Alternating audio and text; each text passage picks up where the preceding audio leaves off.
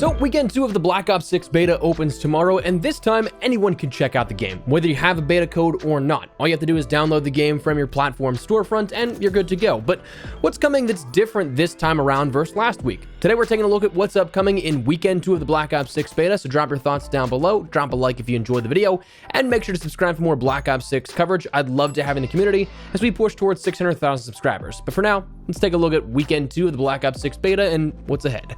Firstly, let's talk about some new content here at this. We end up having 2 additional maps coming throughout this weekend, Babylon and Stakeout. Babylon is a 6v6 core map that I honestly would say think Shipment, but a little bit bigger. Honestly, it kind of feels the same almost in layout. It's got that middle centralized meeting point that's a convergence of all sorts of different crossroads with minimal cover on each corner of the map and spawns that are perhaps even worse than Shipment, because at least there's a few locations that you don't look directly into the spawn point. You can't literally watch a player spawn. But all in all, the time that I played at COD Next on this map, it was frenetic, it was chaotic, and it was something that if you like that kind of stuff, you'll enjoy it. Don't expect this to be a map that you'll have any sort of super long kill streak on or anything if you're running around the map, because it is, again, super chaotic with the spawns and the different flank routes and all that, and it's gonna be pretty hectic, pretty spawn trappy with the right squad. I would be curious to see how the other modes do play on it, though. I think I played Hardpoint and Domination, and surprisingly, Hardpoint was where the better spawns were, which is odd. Domination spawns were a little too sticky, whereas historically, Hardpoint spawns are a little bit like they'll just jump around into different spots, and I feel like that actually made it so you didn't see as much spawn trapping. But other modes like TDM or Kill Order, curious to see how this will play out as well. Stakeout, this one I didn't get to play at all. I'm not sure if anybody did at COD Next. I wasn't really paying attention to what anybody else is playing. Obviously, could only see the stations around me, but I don't think that I saw really anybody playing on this one. But this one appears to be like the closest quarters map that we've seen yet for Black Ops 6. If you thought Pit was crazy, this, from leaks that appeared at the end of July, it appears like this is going to be the middle stories of the townhomes from Vondel, something similar to that, where it's very tight, very close quarters, but weaving in and out of different rooms from apartments. So with the body bounce, that should be something that's a little wild, I think. Probably gonna see a lot of clips of people body blocking or getting collided perhaps because they just can't get past each other here in this map. Gonna give this one a chance, but from the leaked footage from July, it makes me think that I'm gonna get really frustrated with this one pretty quickly, but again, I'll give it a go. Next, a few new modes coming to the beta, though just to the beta. They're new to the beta, not necessarily new overall. You have Gunfight returning here, which is, for those that maybe aren't familiar, is a 2v2 round-based single life mode. So kind of like Search and Destroy 2v2, but no bombs to go after. And then you end up having Face-Off Kill Order. Kill Order, of course, being that mode that we saw in Weekend 1, but coming to the Face-Off maps, 6v6 on Pit, Stakeout, and Gala. So offering up a bit more in terms of bonus if you are that HVT, and a bit more bonus if you kill the HVT. So those are coming to weekend 2, but let's talk about some gameplay changes and additions. Firstly, you are going to have more of a level cap here at this, increased from 20, now going until level 30 is going to be the new level cap for this second weekend, and overall they're not going to expand it any further, so that's going to be the highest you can end up hitting. But level 30, you're going to end up getting access to not only new rewards, but also new gameplay content. New rewards that will end up transferring to the full experience of the game later on this year. The only stuff that will, your rank and everything like that will not. All your weapon unlocks, all your weapon progression will not, but you can end up using these in the full version of the game in October, and then also once you unlock them, you can actually use them in the beta immediately. But through the weekend 2 here to that new level cap, you have the Truth Lies loading screen at level 23, the Beta Expert calling card at level 27, and the Bug Smasher XM4 blueprint at level 34, kind of completing the beta at that point. Again, all of those can be used instantaneously, as with the rewards from weekend 1. Now, as for the weaponry and the gameplay items you'll gain access to here as you rank up, you're going to end up getting access to the Blast Trap and Scavenger perk at level 21, the Interceptor Score Streak and Fast Hands at level 22, the Sleeper Agent Field upgrade and Cold-Blooded at 23. I'm curious to see if this causes any problems or if people like this, because the Sleeper Agent is a very weird thing in my opinion. It is basically the disguise from DMZ, where it looks like you're on the enemy team for a little bit while this is active, and kills will extend the duration of that. So I don't know how I feel about that one, but anyways, the combat axe and tac mask is going to be at level 24, the DM10 marksman rifle at level 25, the gunfighter wildcard and forward intel at level 26, the gearhead perk at level 27, the decoy grenade and ninja as a perk at level 28, the chopper gunner score streak at level 29, and the Tonto 22 at level 30. So grand scheme of things, you are going to have a lot of things that you've already unlocked and already played with in weekend 1, just with a little bit more. 2 more weapons. The Tonto, I think, is really worth checking out. Reminds me a lot of the Milano from Cold War and feeling.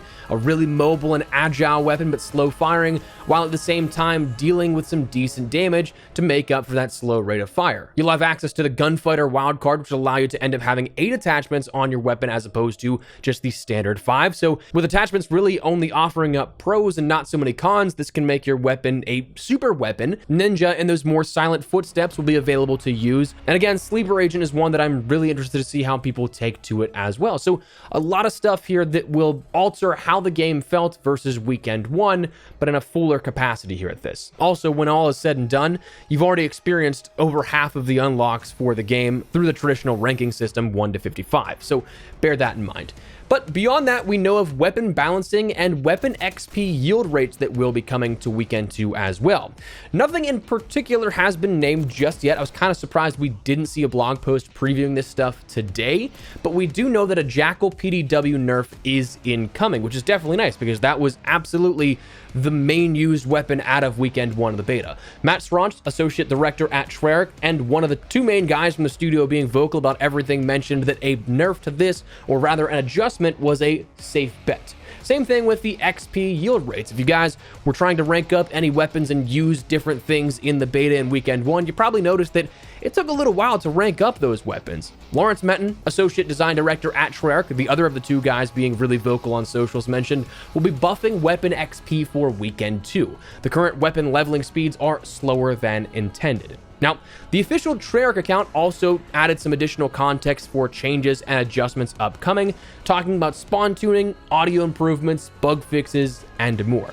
When we talk about spawn tuning, this is much needed. Hoping, as we mentioned, there's some to the Babylon spawns, but honestly, I'm not expecting that because it hasn't really gotten the data that is needed, it seems like, from the community at large. But the other maps definitely would be happy to see a pass happen here for a lot of the different maps. I feel like Hardpoint in particular was a big offender for those weird spawns.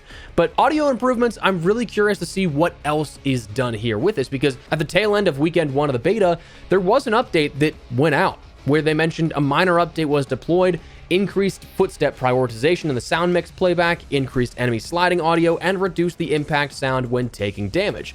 So I'm expecting personally more footstep audio passes, as Brian Toohey, audio director at Treyarch, had a few things to say on the topic when asked about it on Twitter, where he said, "We're still tuning things like footstep audio. Weekend 2 will have a lot of fixes and tweaks, and I fully expect to iterate more as we dial it in." But then he also answered a sort of follow-up concern about this incentivizing camping, saying, "Yeah, that's fair. We want to try and find a good balance between all different movement types and surfaces. We've done a lot to improve directionality, i.e. forward, back, side to side, and up and down, but we also want to make sure that the sound and feel is natural, but not get completely lost on a soft surface during a hot battle." So it sounds like there is more going to be tested within weekend 2, but nothing in particular beyond that. I'd also be curious though, in terms of audio, if they're going to be enabling any audio post-match. I don't really ever talk in-game, but it's definitely strangely silent through weekend 1, not hearing anybody try and trash talk or whatever at the end of matches. Like, I instinctively had myself ready to just hear screaming at the end of every match in my headset, but it just never happened. So curious if that will be something that's added with weekend 2. And then the bug fixes and more to round things out here. There's only 2 outstanding bugs listed on the Trello board for the Black Ops 6 beta, where they said players may sometimes encounter an issue where the elimination with the recon perk specialty equipped daily challenge will not track properly. Okay, not really that big an issue. And then keyboard and mouse players using an instant ADS sensitivity transition timing may encounter unintentional ADS transition slowdowns. Now that second one, of course, is definitely one that needs fixed, because that's why your aim may feel floaty per se.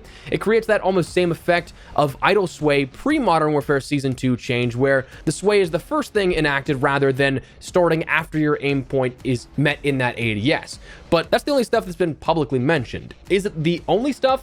More than likely not, but it is interesting that that's the only stuff on that Trello board as of right now. Now, as of tomorrow, I am very much so expecting a post on patch notes to go through everything in detail for weapon balancing, any spawn tuning and stuff like that. If that does happen, of course, we'll keep you posted here on the channel with all of that to break down the details. But for now, that's a first look at Weekend 2 here and the changes and content upcoming that you can expect. So drop your thoughts down below. What do you guys think of Weekend 2 here? Is there anything in particular you're looking forward to getting your hands on? For me personally, I'm looking forward to trying out that Tonto 22 SMG. It was really good at COD Next, I thought.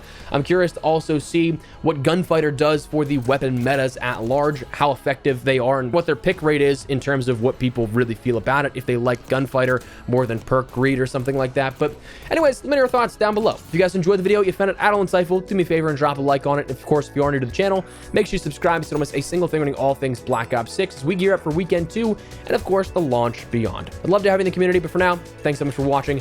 My name is Espresso. I'll see you later. Take care and peace.